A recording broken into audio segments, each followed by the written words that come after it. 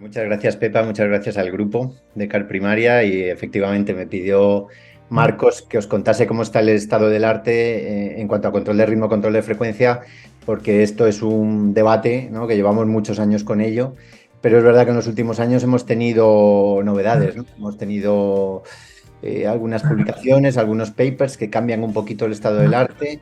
Además contamos con métodos de tratamiento sobre todo a lo que me dedico yo un poco, ¿no? Que es hacer ablación de filación auricular. Contamos con métodos más eficaces, más eficientes, porque lo hacemos en menos tiempo, lo hacemos bien y métodos más seguros, ¿no? Para tratar este tipo de enfermos. Y era un poquito de lo que os quería hablar. Entonces, para centrar un poquito, bueno, pues a mí siempre me gusta poner casos clínicos y os he puesto 3 casos clínicos. Entonces, ¿qué os parecería a vosotros? Este primer paciente sería para control de ritmo o control de frecuencia. Y en caso de control de ritmo, con ablación o con fármacos. Es un paciente joven de 56 años, hipertenso, que ha tenido múltiples paroxismos de filación auricular y además que los tolera mal, los vive mal en los últimos meses. Él se lo registra muy bien porque tiene un Apple Watch, que esto lo veréis cada vez más frecuentemente, pacientes que os vienen con los registros de los móviles, de los relojes, de los pendientes, de las pulseras, y os enseña los trazados que se registra perfectamente bien de filación auricular. Y cuando le hacemos un eco, el paciente no tiene cardiopatía estructural, un septo un poquito más grueso por la hipertensión que tiene, pero una aurícula que, como veréis, nos centramos mucho en el tamaño auricular, una aurícula de tamaño normal. Bueno, pues este sería un poco el paradigma quizás del control de ritmo, ¿no? Y control de ritmo, pues con lo más eficaz que tenemos ahora y hoy en día, que es la ablación de filación auricular. Otro caso completamente diferente sería este, una mujer mucho más mayor, 86 años, con muchas comorbilidades, obesa, insuficiencia renal crónica, EPOC, y ella, bueno, pues consulta porque tiene una disnea importante de esfuerzo, tiene un electro en filación auricular que no sabemos desde cuándo tiene la filación auricular y que cuando le hacemos un eco para estudiar la posible cardiopatía que tenga, pues tiene una aurícula izquierda severísimamente o enormemente dilatada, ¿no? Entonces, este es un tipo de paciente en el que el control de ritmo posiblemente no le aporte nada, sino efectos adversos y peligros, ¿no? Y sea un enfermo donde hay que optar, pues, bueno, pues se opta por un control de frecuencia y un tratamiento frenador. Y un caso intermedio sería este, es un varón de 71 años que tiene algunas comorbilidades, hipertenso, diabético, cardiopatía isquémica, asintomático, viene y tiene filación auricular, no sabemos desde cuándo, y le haces un eco y tiene una aurícula izquierda pues moderadamente dilatada. Entonces en este enfermo pues no sabes muy bien, el enfermo está asintomático, el enfermo tiene algunas comorbilidades, pero tiene una aurícula que no está severamente dilatada, tampoco es normal, entonces es un enfermo que posiblemente, y como vamos a ver, merezca la pena intentar una estrategia de control de ritmo. Es que el debate es antiguo, ¿no? Y el estudio AFIRM ya tiene 20 años de vida y el estudio AFIRM lo que se preguntaba es, en pacientes con filación auricular, ¿qué es mejor, estrategia de control de ritmo o estrategia de control de frecuencia? Y el estudio AFIRM es un estudio muy grande en cuanto a número de enfermos incluidos, más de 4.000 enfermos incluidos. Se incluían pacientes mayores. Bueno, en el año 2000, tener más de 65 años, que era un criterio de inclusión, pues eran pacientes mayores. Hoy posiblemente no tanto, ¿no? Hoy posiblemente son pacientes más tendentes a jóvenes, ¿no? Pero bueno, en aquella época eran más mayores. Fue un estudio randomizado, se incluyeron pacientes, pues como decía, mayores, con comorbilidades importantes, con aurículas izquierdas, desde luego, no normales, sino tendentes a la dilatación. Y los resultados un poquito lo conocéis. El endpoint principal del estudio era la mortalidad total y si veis, no hay diferencias entre el grupo de control de ritmo y el grupo de control de frecuencia. Y si hay alguna tendencia es un poquito a peor en el grupo de control de ritmo. Y no solo salió en el estudio AFIRM, sino que por aquella época salieron todos estos estudios que tenéis aquí, el PIAF, el RACE, el STAFF, este que era en pacientes con insuficiencia cardíaca, este era un estudio japonés, y todos venían un poquito a decir lo mismo. El control de frecuencia, desde luego, no es inferior al control de ritmo, y si algo parece superior, es el control de frecuencia. Pero claro, si os fijáis, ¿en cuántos realmente conseguíamos un control adecuado de ritmo? fijaros qué pacientes teníamos en ritmo sinusal: 50%, 60%, 39%, 38%.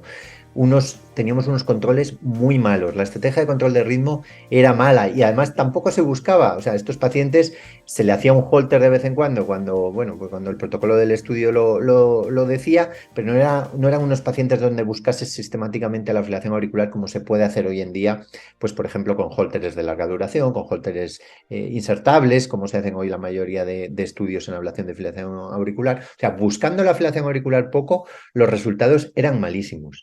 Fijaros que que es el estudio japonés, que es el único que salió bien a favor del control de ritmo, bueno, pues la eficacia, ¿no?, del control de ritmo era un poquito mejor que en el resto, ¿no? 70%, pues contra lo que hemos visto de 30 a 40%.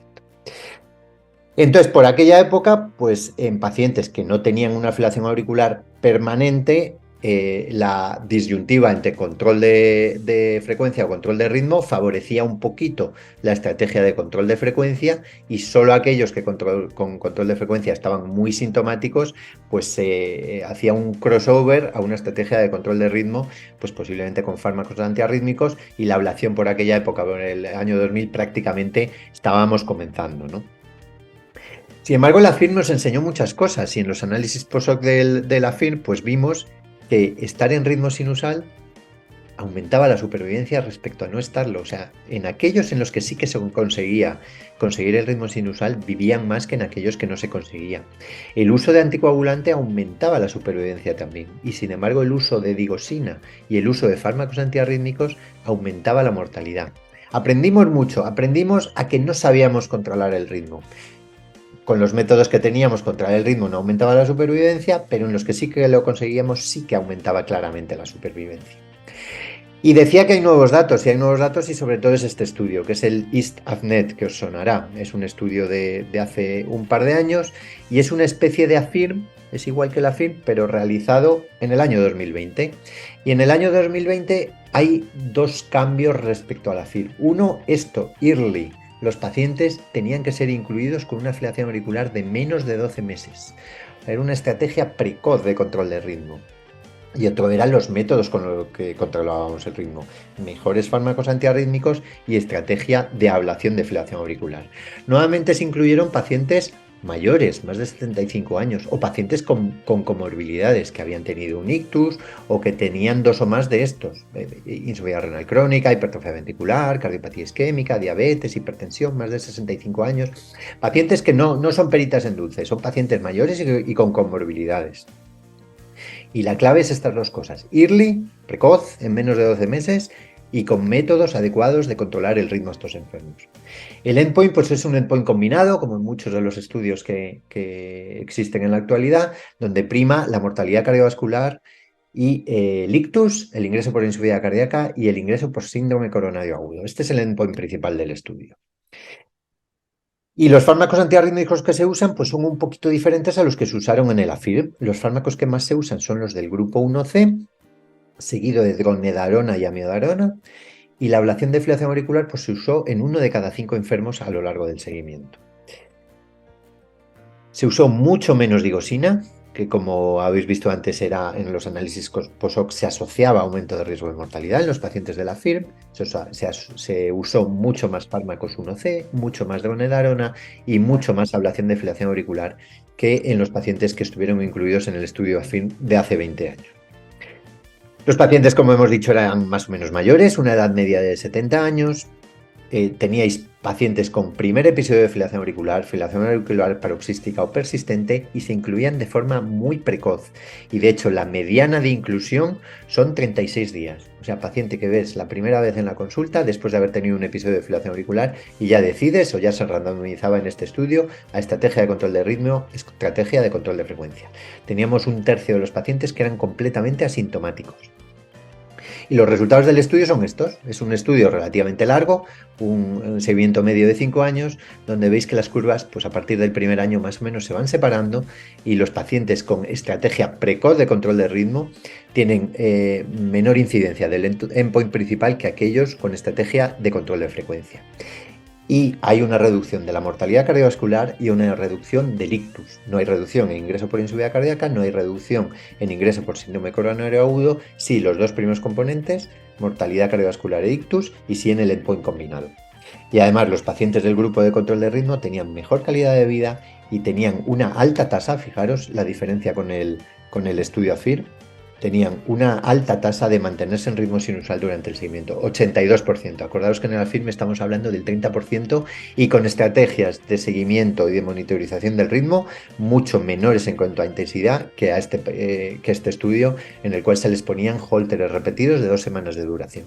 O sea, la estrategia de búsqueda de fibrilación auricular era mucho más intensa en este estudio y a pesar de eso, la incidencia de ritmo sinusal era muchísimo más alta.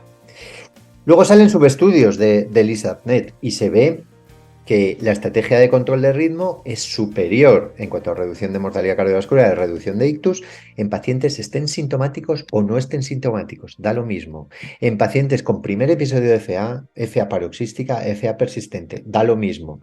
En pacientes con insuficiencia cardíaca o sin insuficiencia cardíaca, da lo mismo. En función de la comorbilidad cambia y cuando discriminan a los enfermos por alta comorbilidad o baja comorbilidad y definen alta comorbilidad por tener un CHAS-VAS por encima de 4, hay una reducción de mortalidad en aquellos con alta comorbilidad, pero no en aquellos con baja comorbilidad. Y es un poquito coherente, ¿no? Aquellos pacientes con más riesgo tienen más que ganar con una estrategia de control de ritmo. Tampoco cambiaba en aquellos que habían tenido ictus o no ictus. En ambas poblaciones se beneficiaban de la estrategia de control de ritmo. ¿Y todo esto a qué se debe? Y cuando se ha analizado a conseguir la presencia de ritmo sinusal. Aquellos pacientes que se conseguía ritmo sinusal tenían una mejoría del endpoint principal, fueran sintomáticos o no, tipo de fibrilación auricular, insuficiencia cardíaca o no, ictus o no, y es verdad que solo aquellos con comorbilidades y no aquellos sin comorbilidad. Y esto de la estrategia precoz o de actuar precozmente sobre la enfermedad no es nuevo y estos son datos del estudio ATHENA. El estudio ATHENA es el estudio que se hizo con dronedarona, con este fármaco que es muy parecido a la miodarona, pero al no tener la parte iodada, pues no hace afectación sobre la glándula tiroidea, en el cual Sanofi, dronedarona era de Sanofi, hizo un desarrollo comercial muy inteligente en el que primero demostraron eficacia. Luego demostraron reducción de morbimortalidad en este estudio en el ATHENA y luego se estrellaron un poco buscando más y más y más y más. Y luego se metieron en pacientes con insuficiencia cardíaca importante y luego se metieron en pacientes con FA permanente en el cual se estrellaron un poco, los resultados no fueron buenos en el estudio Andrómeda y en el estudio PALAS, que son este tipo de poblaciones que os he dicho. Y dronedarona se quedó un poquito ahí. Si se hubieran quedado en el estudio ATHENA, sería un fármaco que a día de hoy estaríamos usando mucho. Y en el estudio ATHENA, si os fijáis, obtienen mejoría de mortalidad y de ingreso por insuficiencia cardíaca aquellos que se incluyeron con menos de 2 años de evolución de su patología de fibrilación auricular y no en aquellos de más de 24 meses. Con lo cual hay que actuar pronto sobre la fibrilación auricular. Y a más, este es un estudio en el que se ve éxito de ablación de fibrilación auricular en función de cuánto tardo yo en hacerles el procedimiento de ablación desde el diagnóstico de fibrilación auricular. Y aquellos en los que hago una ablación en menos de un año, fijaros que la supervivencia libre de recurrencia de fibrilación auricular es mucho mejor que aquellos en los que le hago la ablación en más de un año. En un mundo ideal que no tuviéramos demora en remitir a los pacientes a consultas de cardiología, que no tuviéramos demora, que no tuviéramos tantísima lista de espera que tenemos a día de hoy en hacer ablación de fibrilación auricular, pues deberíamos hacer la ablación de fibrilación auricular rápidamente. En cualquier caso, parece que en menos de un año es mucho mejor que hacerla en más de un año. Y dicho esto, ¿qué factores tenemos en cuenta a la hora de valorar control de frecuencia o control de ritmo? Primando, como habéis visto por el estudio ISAFNET, y primando la celeridad y la rapidez, prima el control de ritmo, pero no en todos puedo obtener un control de ritmo. Entonces, yo me fijo mucho en la edad. Pacientes más jóvenes tiendo más al control de ritmo, pacientes más mayores, pues al control de frecuencia. Tamaño de la aurícula izquierda, importantísimo. Paciente que tiene la aurícula izquierda muy dilatada, paciente que tiene la aurícula izquierda muy fibrótica, esos enfermos son enfermos que los tenemos básicamente perdidos. Y da igual que les hagamos la mejor ablación del mundo, el mejor operador del mundo, ablacionarle la orejuela, la cava, los cafés, el Marshall, lo que queráis. Que es un enfermo que la guerra la tenemos bastante perdida. Entonces quizás a ese enfermo con una aurícula izquierda muy dilatada pues no hay que meterlo a un procedimiento de ablación, que aunque es bastante seguro y lo vais a ver, pues tiene sus riesgos, ¿no? Tiempo de evolución de la fibrilación auricular, lo mismo. Un paciente que lleve en fibrilación auricular más de un año es difícil conseguir en una estrategia de control de ritmo. Por eso, estrategia y control de ritmo precoz. Cardiopatía. El paciente con cardiopatía tiene más riesgo de recurrencias de fibrilación auricular. Entonces, un paciente con cardiopatía, si a más, disfunción ventricular, aurícula izquierda muy dilatada, pues posiblemente es un enfermo más a estrategia de control de frecuencia. Comorbilidades, pacientes con síndrome de apnea del sueño, pacientes con EPOC, pacientes con obesidad, pacientes asintomáticos. Entonces, en ese tipo de enfermo, quizá tengo que optar más por una estrategia de control de frecuencia, pero que sea de entrada. Y por defecto vamos a una estrategia de control de ritmo. Y ya, si me encuentro todas estas características, pues ya igual tengo que tirar la toalla e ir a una estrategia de control de frecuencia. ¿Cuáles para mí son las más importantes? La segunda y la tercera. El tamaño de la aurícula izquierda y el tiempo de duración de la fibrilación auricular.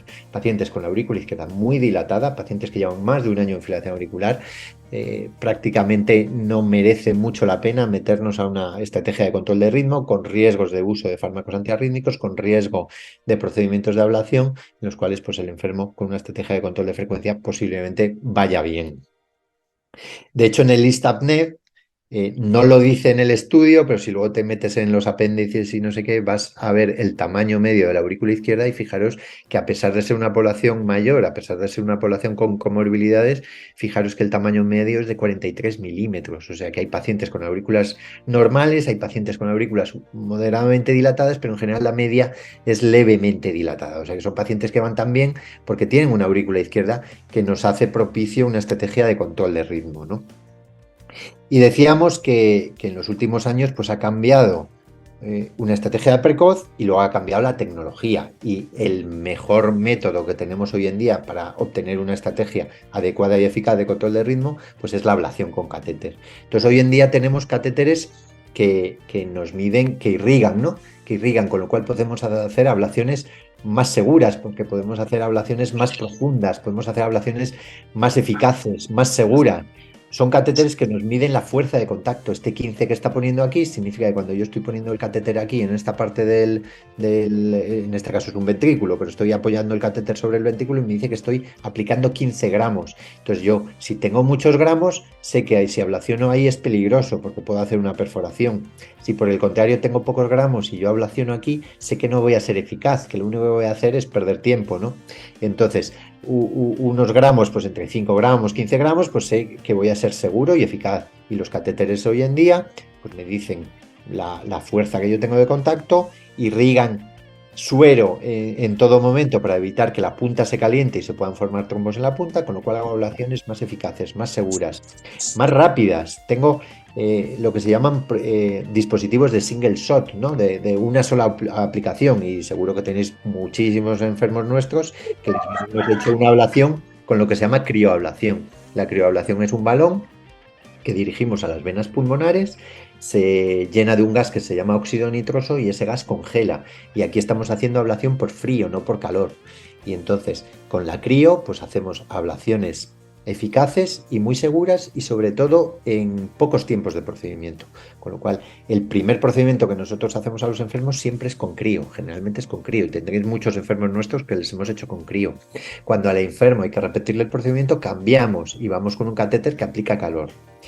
Luego hay dispositivos de single shot, como este, por ejemplo, que es un balón que también va hacia las venas pulmonares y aplica radiofrecuencia, no aplica crío, no congela. Este aplica calor, pero también en forma de single shot con morfología de balón que se adapta perfectamente bien a la morfología de las venas pulmonares.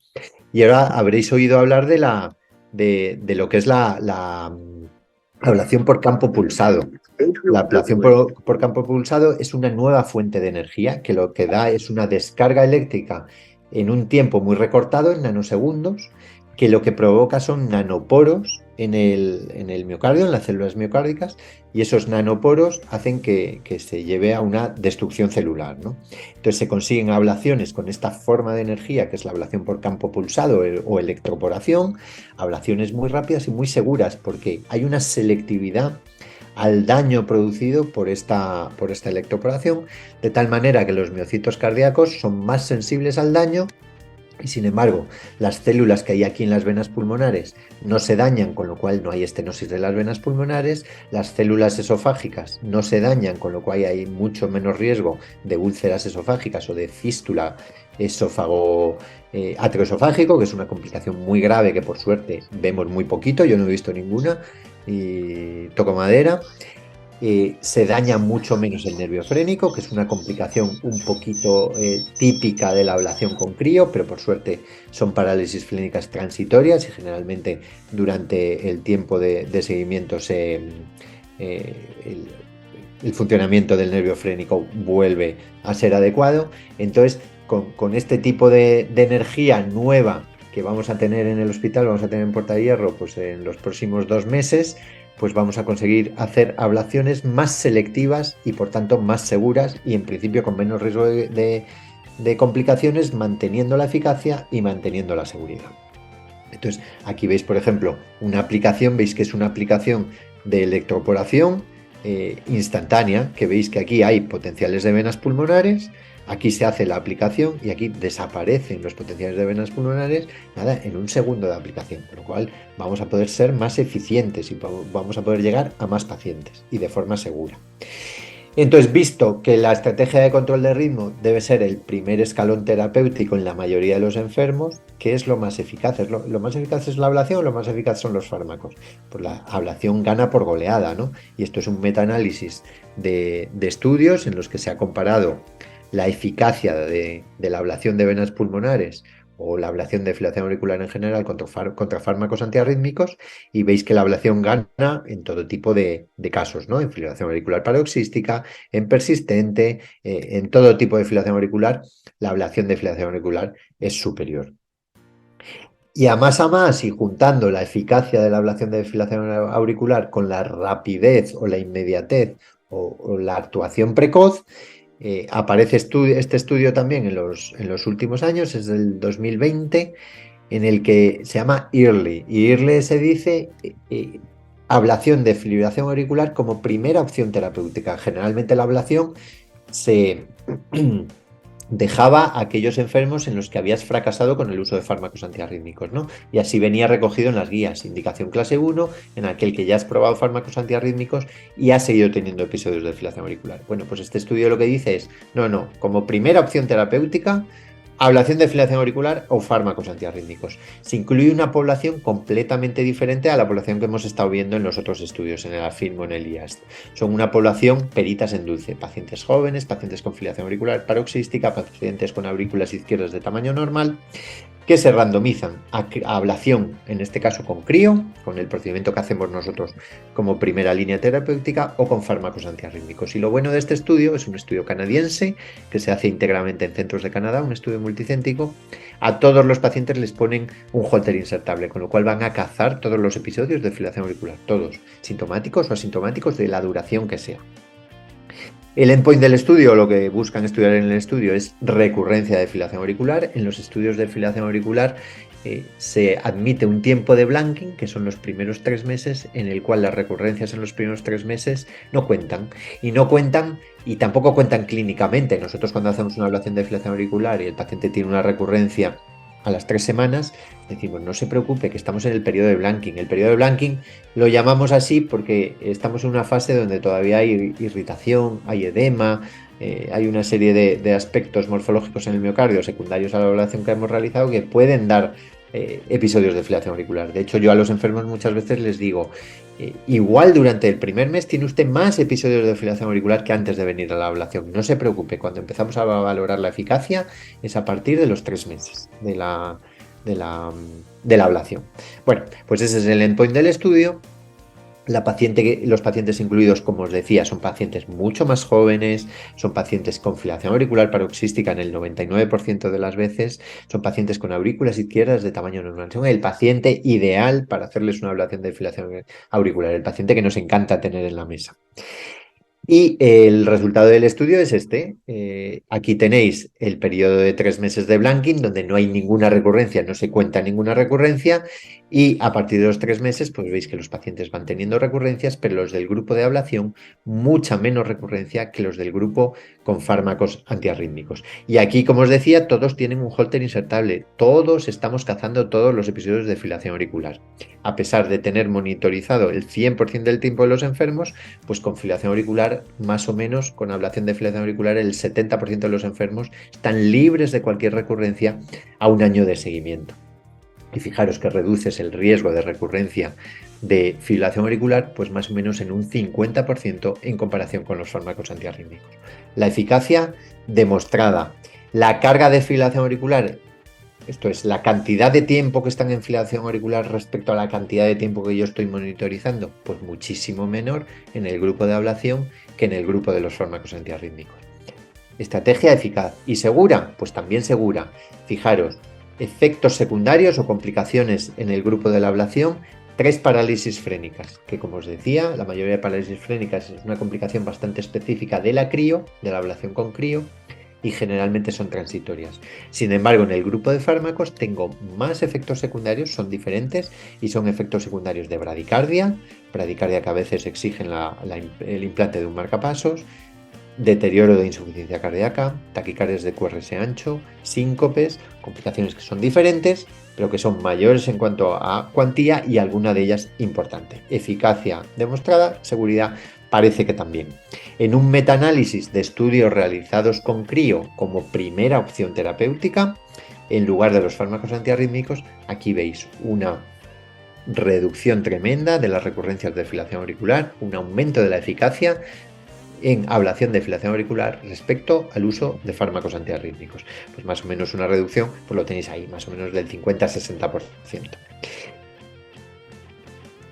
Mejoría de la eficacia y reducción de complicaciones. Diferentes las complicaciones, está clara, pero menores complicaciones en cuanto a número respecto al uso de fármacos antiarrítmicos. Entonces una estrategia para considerarla de primera elección tiene que ser eficaz, tiene que ser segura, tiene que ser reproducible, lo puede hacer cualquiera en centros de medio volumen o alto volumen, y cuando hablamos de la crío, pues un poquito estamos hablando de esto, ¿no?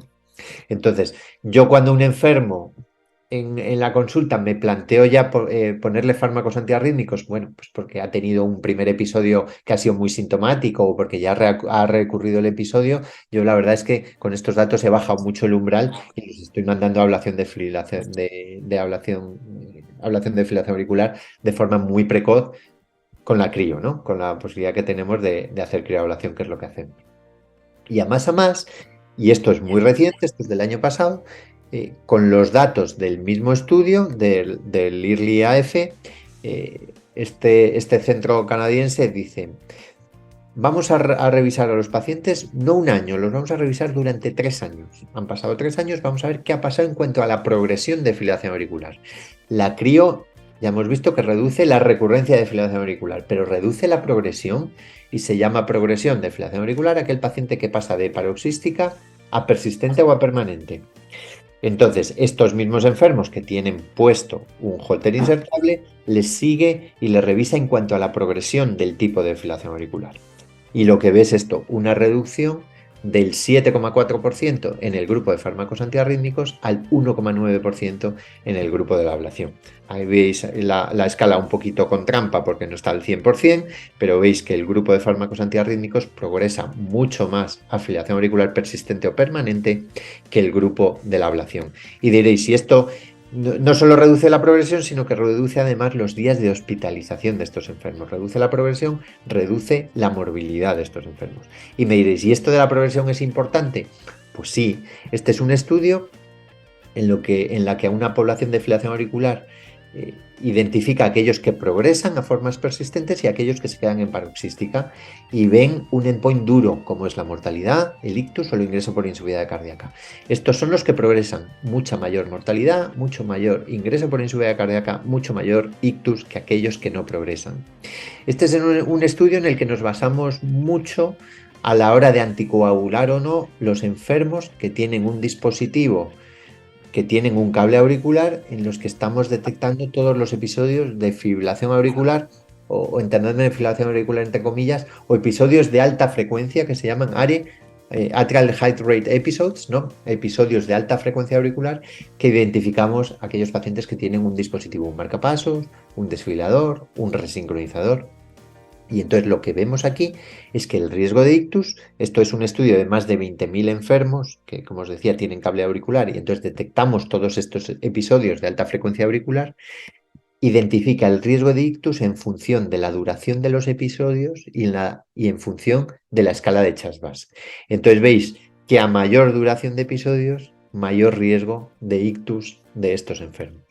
Y en este estudio de seguimiento remoto también de pacientes con dispositivos que tienen cable auricular, un estudio muy grande de casi 40.000 enfermos, a mayor carga de fibrilación auricular, mayor tasa de un endpoint tan duro como es mortalidad, ictus o ingreso por insuficiencia cardíaca. Con lo cual, la carga de fibrilación auricular, la progresión de fibrilación auricular es muy importante, y a ese paciente joven que le estamos deteniendo la progresión de la fibrilación auricular, pues posiblemente como un endpoint subrogado le estamos ofreciendo grandes cosas en su futuro, ¿no? En su evolución a medio o largo plazo.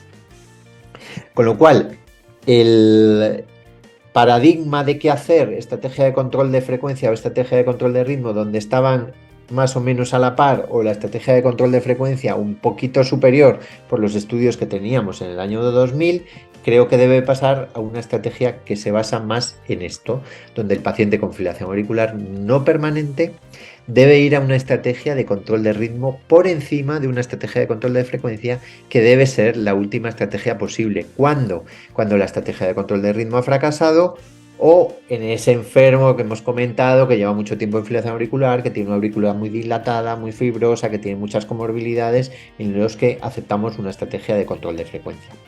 Pero por defecto debemos indicarle al enfermo una estrategia de control de ritmo, donde ablación y fármacos antiarrítmicos están aquí a la par, pero donde hemos visto que ablación es claramente más eficaz, y donde yo desde luego lo valoro como primera opción terapéutica por delante del uso de fármacos antiarrítmicos.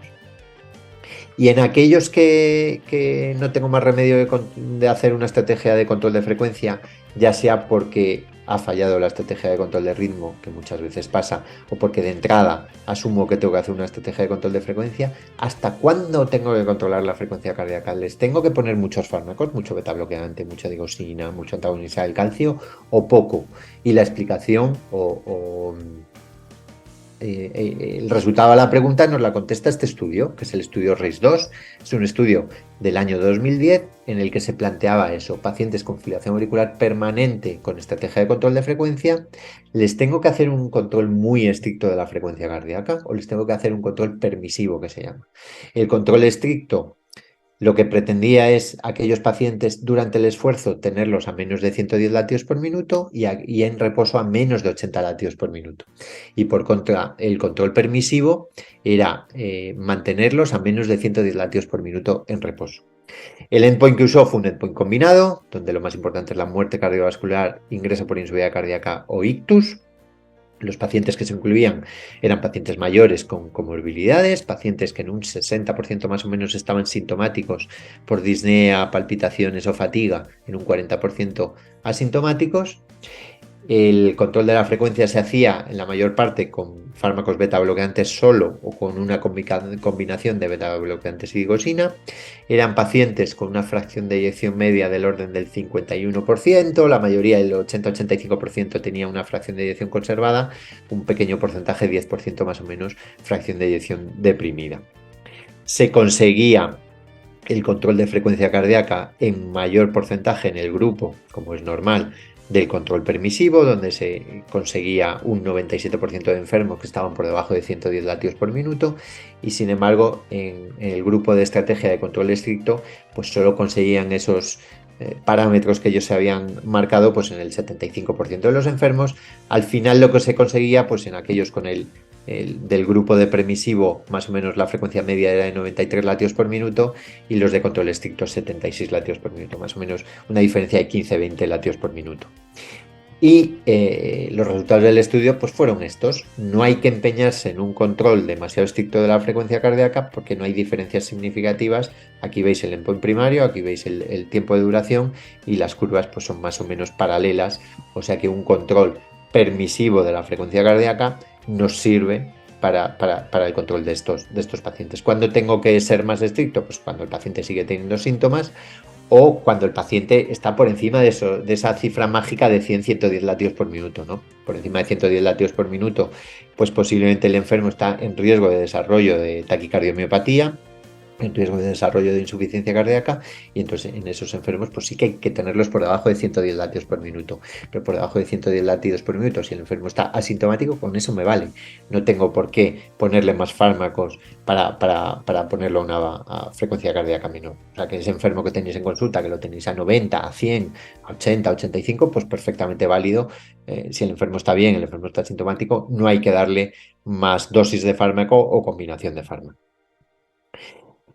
Y para terminar un poquito esta diapo, era un poquito para resumir todo de lo que hemos hablado. Entonces, tenemos diferentes perfiles de enfermos. Tenemos el enfermo joven, con fibrilación auricular paroxística, con muchas recurrencias, donde está afectada su calidad de vida, donde no hay ningún estudio, este tipo de enfermo que haya demostrado reducción de mortalidad, pero sí que se ha demostrado reducciones de recurrencia, se ha demostrado reducción de la progresión, se ha demostrado mejoría sintomática, y todo esto puede llevar a una reducción de la progresión de la fibrilación auricular, que puede llevar a una reducción clara a una mejoría en el pronóstico en cuanto a endpoints duros, ¿no? Como hemos visto.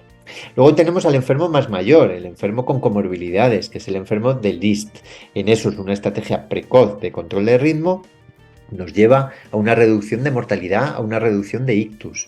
O sea que estrategia de control de ritmo en estos enfermos por defecto.